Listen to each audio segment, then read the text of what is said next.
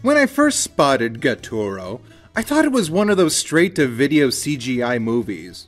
No, not something like Ratatouille or Little Cars, but the ones that are just kind of a step up. I also thought it was some kind of ripoff of Garfield. Even looks like that one CGI series they had on Cartoon Network. But, I never thought I'd say this, that actually had way more work put into it.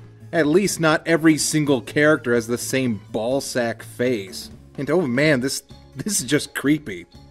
But after a bit of research, I found out that Gaturro is an original character. Kinda. He's a star of a comic strip published in Argentina. And I would say the style is kinda like Garfield meets Ziggy. It chronicles the mischievous antics of Gaturro and his life with family and friends. Oh my god, he's actually in the comics. He's also connected to some kind of Penguin Club-like website. Who's your Scrotzona? In any case, it's clear that just by looking at him that he was at least inspired by the all-American feline. In fact, it seems like the creator has been inspired by a lot of different things, as the strip seems to have a history of plagiarism, including such works as Calvin and Hobbes. So, when you look at this and say, oh wow, this is the high point for Gaturro, don't feel all that bad. You know, I don't mind reusing assets, but did it have to be the worst asset they had? Ignoring the fact that everyone's head looks like a butt, when the angle is just wrong, which is a lot, it looks like everyone has two mouths growing out of the sides of their heads. Like they're the Thing just coming out of their disguise. Oh, so the art direction is poor, and the characters are most likely stolen, but I'm sure the story can redeem this. Nope. So Gaturro's first movie centers around how he's been madly in love with Agatha ever since they were horribly misshapen plastic kittens in a microwave. But he has always been outdone by the filthy rich Max, who I'm like 73% sure was created just to beat the antagonist for this movie. I mean, how else are you going to get this to an hour and a half long? Oh, what a day. I can't wait to relax to my favorite Gaturro. Oh my god! That sounded like something from a parody. Anyway, no matter how Gaturro approaches it, he just can't seem to make Agatha happy. That's because she's a giant bitch. All of your excuses, it seems that you just don't care. At the end of the day, Max is the only one who is always there for me. Oh really? Because I thought I saw Gaturro there in the opening. And every time he did something nice for you, you ditched him. It's bad enough that the majority of this movie is spent trying to impress this loathsome mooching mini wannabe. We get to see her secretly want to be with Gaturro, but playing both Max and Gaturro against each other in some kind of sick power play. But Agatha, I want to be with you all the time. I never told you not to. Bitch, are you for real? So how does Gaturro plan on impressing Agatha? God, Agatha, even her fucking name. Well, she makes an offhanded remark about a superhero cat show, and logically, Gaturro connects that with being rich and famous. You know, like the guy she's apparently drawn to.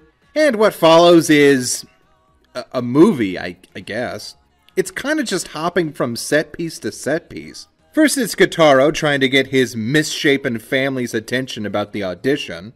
Then shenanigans at the pet stylist, where the director of the show sees all the attention Gaturro's getting, but doesn't really try all that hard to hire him. Which sets up a pointless audition and subsequent sabotage by Max. Gaturro gets kicked out because he has fleas, but then rehired for having fleas. If I were in the army, I would definitely use fleas as the ultimate weapon. Oh, that's a brilliant idea. I kid you not. You know, you can hire any cat and just say that he has fleas, 'cause, you know, TV. Anyway, Gaturro is now super famous, but this plan backfires horribly. Gaturro is now way too busy to see Agatha, and of course there's still Max.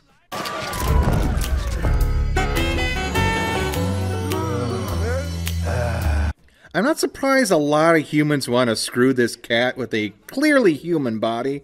I'm surprised that it's just one with that face. I mean, this is the same country that gave us El Arca. So now Agatha wants to get married out of spite. Yeah, real catch there, personality plus. And Gaturro has to choose between the love of his life or a lifetime... Oh, wait, he just gets kidnapped.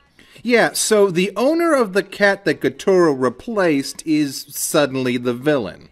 Oh wait, it's still Max, who is now in control of the fictional robot from the TV show? How did he even...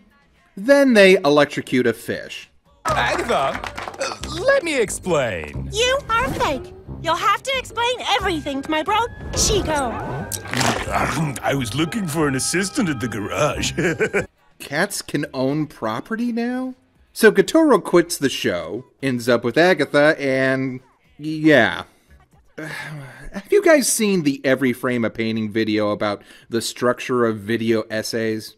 How transitions of therefore and but are preferable to then this happened, and then this happened, and then this happened. It's a very good notion, and something I try to keep in the back of my head now. But when a movie is literally, and then they meet on a roof, and then there's a dream sequence with a giant robot, and then this, and then, and then, and then, and then. The question becomes, is the and then format appropriate when the subject itself is comprised of disjointed ideas?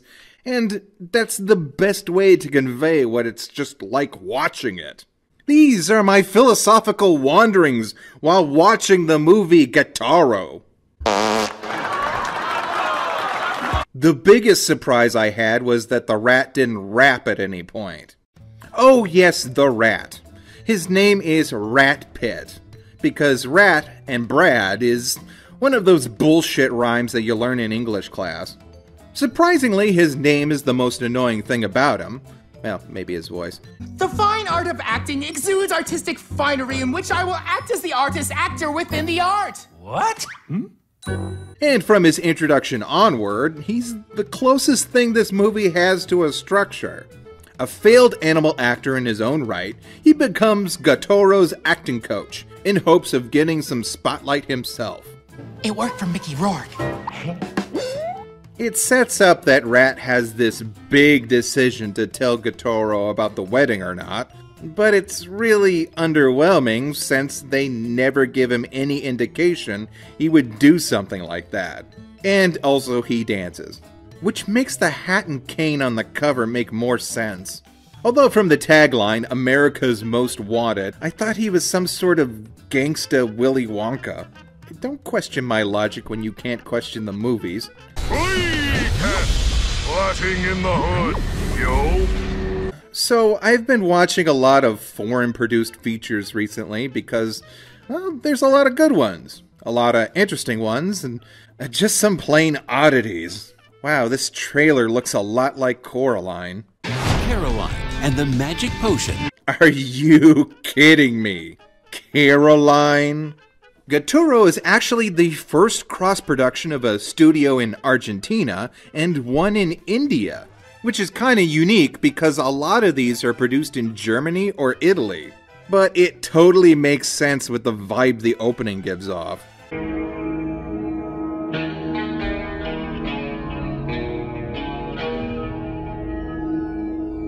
I seriously thought this was going to be a Bollywood thing. So it's an Indian film, written in Argentina, that's trying to be an American comic strip, but looks like a French-Canadian TV show, only somehow worse.